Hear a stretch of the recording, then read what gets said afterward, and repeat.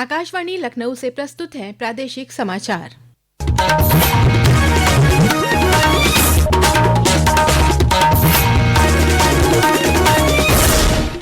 मुख्य समाचार।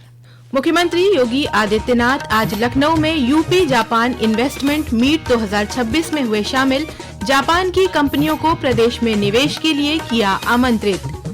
सेमीकंडक्टर के क्षेत्र में सहयोग के लिए प्रदेश का दौरा करेगी जापान की टीम। टूरिज्म एक्सपो जापान 2026 में हिस्सा लेगा उत्तर प्रदेश। सर्वोच्च न्यायालय ने प्रवेश स्तर की न्यायिक सेवा परीक्षाओं के लिए 3 वर्ष की वकालत अवधि को घटाकर किया 1 वर्ष। और राजधानी लखनऊ समेत कई जनपदों में तेज वर्षा से जनजीवन प्रभावित। मौसम विभाग के मुताबिक अभी जारी रहेगा बारिश का सिलसिला। नमस्कार, प्रदेश के समाचारों के साथ मैं तनवीर फातिमा और अब समाचार विस्तार से। मुख्यमंत्री योगी आदित्यनाथ ने आज लखनऊ में यूपी जापान इन्वेस्टमेंट मीट 2026 को संबोधित किया। मुख्यमंत्री ने कहा कि जापान के पास इंडस्ट्रियल एक्सीलेंस की एक असाधारण विरासत है और उत्तर प्रदेश के पास अपने युवाओं की एक ऊर्जावान पीढ़ी है जो सीखने, सृजन करने और नेतृत्व करने के लिए पूरी तरह तैयार है।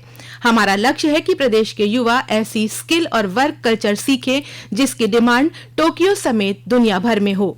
हमारी पार्टनरशिप की सफलता केवल बिलियंस ऑफ रुपीज के इन्वेस्टमेंट से नहीं नापी जाएगी। इसकी अगली सफलता मिलियंस ऑफ जॉब्स होगी, न्यू टेक्नोलॉजीज होगी, ग्लोबल प्रोडक्ट्स और आने वाली पीढ़ियों के लिए शेयर्ड प्रॉस्पेरिटी में दिखाई देगी। हमारा लक्ष्य है यूपी में बने प्रोडक्ट जापान सहित पूरी दुनिया के ग्लोबल मार्केट में अपनी पहचान बनाए। मुख्यमंत्री ने कहा कि उत्तर प्रदेश आज एक्सप्रेसवे, एयरपोर्ट और मॉडर्न ट्रांसपोर्ट से लगातार आगे बढ़ रहा है।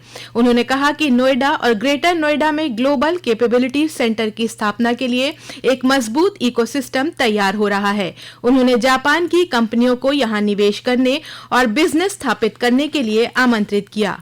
श्री योगी ने बताया कि इन्वेस्ट यूपी में एक डेडिकेटेड यामानाशी डेस्क स्थापित की जाएगी जो यामानाशी सरकार और वहां के उद्योगों और निवेशकों के साथ निरंतर समन्वय करेगी। इससे पहले UP Japan health care and care economy partnership के सेक्टोरल सेशन में उप मुख्यमंत्री ब्रजेश पाठक ने कहा कि जापान और भारत की क्षमताओं को जोड़कर हेल्थ केयर और केयर इकोनॉमी में बड़ा मॉडल तैयार किया जा सकता है। वहीं आज यामानाशी प्रीफेक्चरल असेंबली ऑफ जापान और उत्तर प्रदेश विधानसभा के बीच मैत्रीपूर्ण आदान प्रदान के लिए एमओयू हुआ। एमओयू के तहत दोनों विधानसभाओं के बीच म्यूचुअल विजिट्स, इंफॉर्मेशन एक्सचेंज और एक्सचेंज एक्टिविटीज को प्रोत्साहित किया जाएगा।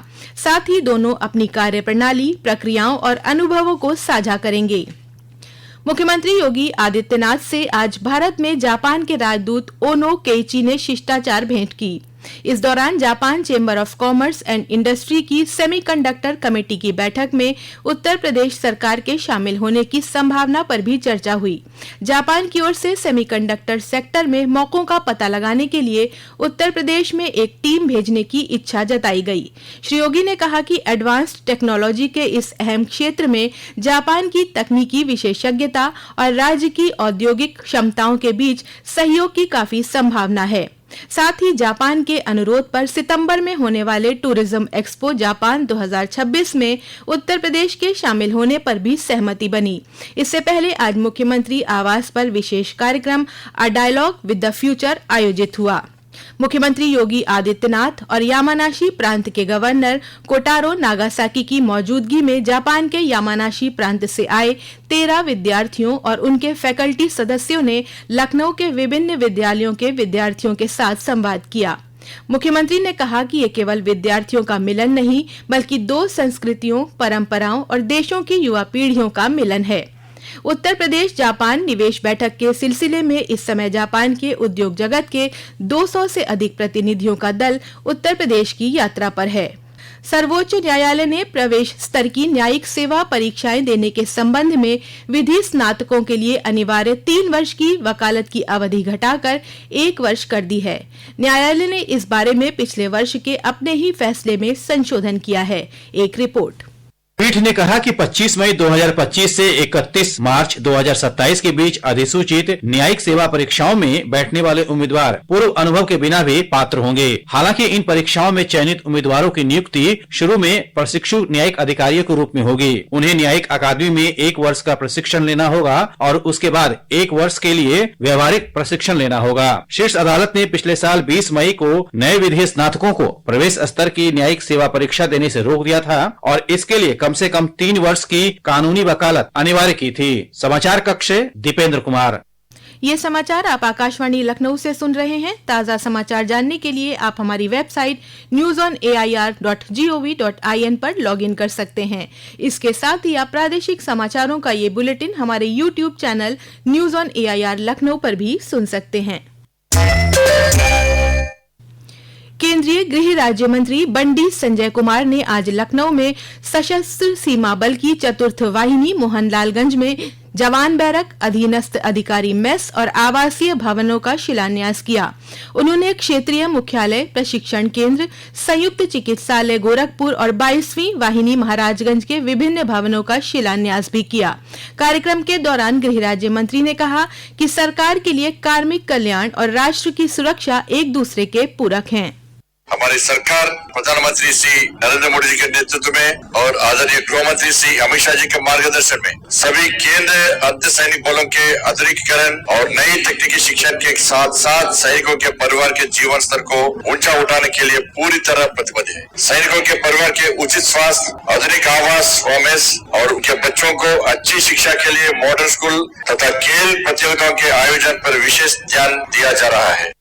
श्री राम जन्मभूमि मंदिर निर्माण समिति के अध्यक्ष नृपेंद्र मिश्र ने बताया है कि मंदिर परिसर में तय किए गए करीब 70 निर्माण कार्यों में से लगभग 60 काम पूरे हो चुके हैं और उन्हें श्री राम जन्मभूमि तीर्थ क्षेत्र ट्रस्ट को सौंप दिया गया है।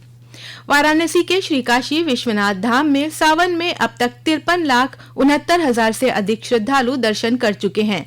मंदिर के मुख्य कार्यपालक अधिकारी विश्वभूषण मिश्रा ने बताया कि हर सोमवार औसतन 5 से 5.5 लाख श्रद्धालु पहुंच रहे हैं। उन्होंने अनुमान जताया कि सावन समाप्त होने तक ये संख्या करीब 80 लाख तक पहुंच सकती है। 5.5 लाख का एवरेज हमारे पास सोमवार का है। उस 19 दिनों में 53,69,634 लोगों ने दर्शन कर लिए हैं और अभी जो बचे हुए हमारे 9 दिन और हैं उनको मिलाकर आंकड़ा लगभग 80 लाख के आसपास पहुंचेगा, ऐसा हमारा आकलन है और यही आकलन शुरू में व्यक्त भी किया गया था। श्री काशी विश्वनाथ धाम में जो मानक संचालन प्रक्रिया है, SOP जो हमारा बनाया गया है, उसी के अंतर्गत एंड टू एंड बैरिकेडिंग, खोया पाया केंद्र, मेडिकल हेल्थ काउंटर इत्यादि की सारी व्यवस्थाएं की गई हैं। राजधानी लखनऊ समेत कई जनपदों में हो रही तेज वर्षा से जनजीवन प्रभावित है।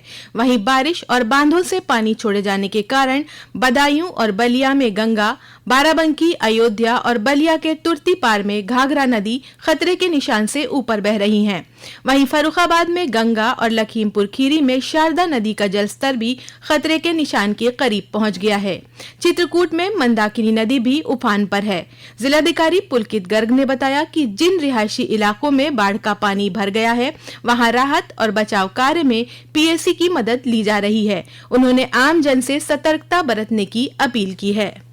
विभिन्न जगह पर हमारी सभी तहसील प्रशासन, मेडिकल टीम, सिंचाई टीम सभी एक्टिव हैं और सभी को ये एहतियातन बार बार बताया जा रहा है क्योंकि थोड़ा नदियों नालों से थोड़ा सा दूरी बनाए रखें। मौसम विभाग ने आगामी 24 घंटों में प्रदेश के पूर्वी इलाकों में भारी बारिश की चेतावनी जारी की है। वहीं पश्चिमी जनपदों में भी गरज चमक के साथ बौछारें पड़ने का अनुमान जताया है। और अंत में मुख्य समाचार एक बार फिर। मुख्यमंत्री योगी आदित्यनाथ आज लखनऊ में यूपी जापान इन्वेस्टमेंट मीट 2026 में हुए शामिल। जापान की कंपनियों को प्रदेश में निवेश के लिए किया आमंत्रित। सेमीकंडक्टर के क्षेत्र में सहयोग के लिए प्रदेश का दौरा करेगी जापान की टीम। टूरिज्म एक्सपो जापान 2026 में हिस्सा लेगा उत्तर प्रदेश। सर्वोच्च न्यायालय ने प्रवेश स्तर की न्यायिक सेवा परीक्षाओं के लिए 3 वर्ष की वकालत अवधि को घटाकर किया 1 वर्ष। और राजधानी लखनऊ समेत कई जनपदों में तेज वर्षा से जनजीवन प्रभावित। मौसम विभाग के मुताबिक अभी जारी रहेगा बारिश का सिलसिला। इसी के साथ प्रादेशिक समाचारों का ये बुलेटिन समाप्त हुआ। अगला बुलेटिन रात 8 बजे FM पर प्रसारित किया जाएगा। नमस्कार।